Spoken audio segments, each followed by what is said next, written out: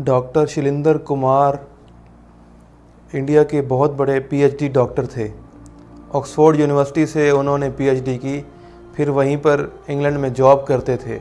वालिद साहब की तबीयत ख़राब हुई तो उनको इंडिया वापस आना पड़ा। 2 साल तक उनकी खिदमत करते रहे, लेकिन फिर वालिद साहब का इंतकाल हो गया। वालिद साहब के इंतकाल के बाद डिप्रेशन में चले गए। सुकून की तलाश में 2 साल तक बड़े बड़े मंदिरों के चक्कर लगाते रहे, लेकिन सुकून हासिल ना हुआ। और सुकून हासिल होता भी कैसे? अल्लाह फरमाता है, अला बि ज़िक्रिल्लाहि तत्मइन्नुल क़ुलूब। अल्लाह के ज़िक्र के सिवा कहीं चैन ना पाओगे, अल्लाह के ज़िक्र के सिवा कहीं सुकून ना पाओगे। न शराब में, न लड़की में, न मंदिरों में, न गिरजे में, कहीं नहीं पाओगे। पूरी दुनिया घूम लो, पूरी दुनिया घूम लो, ज़मीन के अंदर चले जाओ, आसमानों में चले जाओ, खलाओं में चले जाओ, अल्लाह को छोड़कर कभी कोई चैन नहीं पा सकता, कभी किसी ने पाया नहीं और ना क़यामत तक कोई सुकून हासिल कर सकता है। अला बि ज़िक्रिल्लाहि तत्मइन्नुल क़ुलूब। अल्लाह के ज़िक्र में रखा है, अल्लाह ने सुकून अल्लाह के ज़िक्र में रखा है, अल्लाह की याद में रखा है।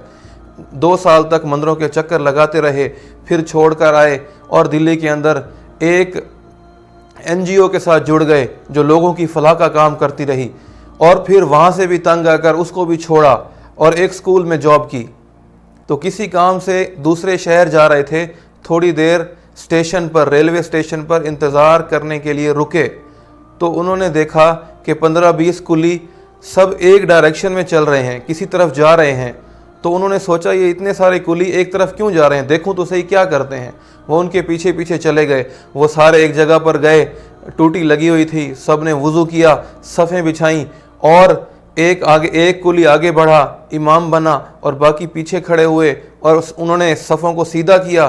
कोई आगे था, कोई पीछे था, तो साथ वाले ने उसको बराबर किया और फिर उन्होंने नमाज अदा की। ये बहुत इम्प्रेस हुए। इन्होंने कहा ये अनपढ़ लोग, ये कुली लोग, इनको इतना बड़ा डिसिप्लिन किसने सिखाया, ये कैसा मज़हब है और ये कितने डिसिप्लिन के साथ काम कर रहे हैं और ये क्या पढ़ रहे हैं। उनके अंदर तजस्सुस पैदा हुआ। वो बाज़ार में गए और उन्होंने कुरान ख़रीदा, उन्होंने इस्लामी किताबें ख़रीदी और इस्लाम को पढ़ना शुरू किया। जब इस्लाम को पढ़ना शुरू किया तो इस्लाम दिल के अंदर उतर गया।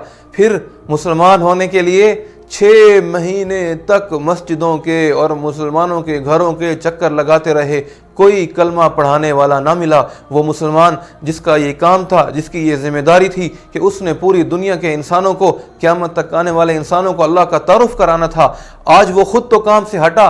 अब जब उसके पास कोई कलमा पढ़ने के लिए आता है तो आज मुसलमान उसको कलमा पढ़ाने के लिए तैयार नहीं। 6 महीने के बाद किसी ने उसको, डॉक्टर साहब को मौलाना कलीम सिद्दीकी साहब का पता बताया। वो उनके पास गए, उन्होंने कलमा पढ़ाया, मुसलमान किया और डॉक्टर सईद नाम रखा, इनका नाम डॉक्टर सईद रखा।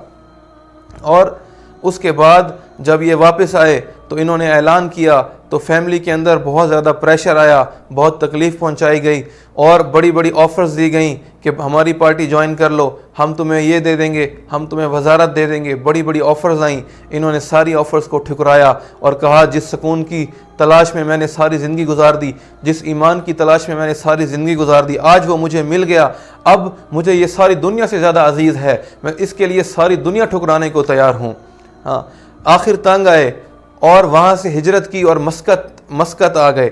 मस्कत में एक स्कूल के अंदर जॉब शुरू कर दी जिसका प्रिंसिपल फ्रेंच था। उसको इन्होंने दावत दी, इस्लाम की तरफ बुलाया, वो मुसलमान हो गया। देखो एक नया मुसलमान, ये चंद दिनों का मुसलमान है, उसके अंदर इतना जज्बा है कि मैंने लोगों को इस्लाम की तरफ बुलाना है, मैंने लोगों को अल्लाह की तरफ बुलाना है, ये मेरा काम है, उसको पता है।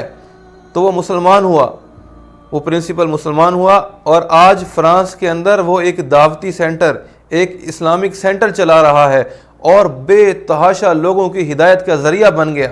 और उनके साथ काम करने वाले स्टाफ के 6 मेंबर्स, जिसमें कुछ अमेरिकन्स भी शामिल थे, वो भी उनके हाथों मुसलमान हुए और आज तक उनके हाथों सैकड़ों लोग मुसलमान हो चुके हैं और हो रहे हैं।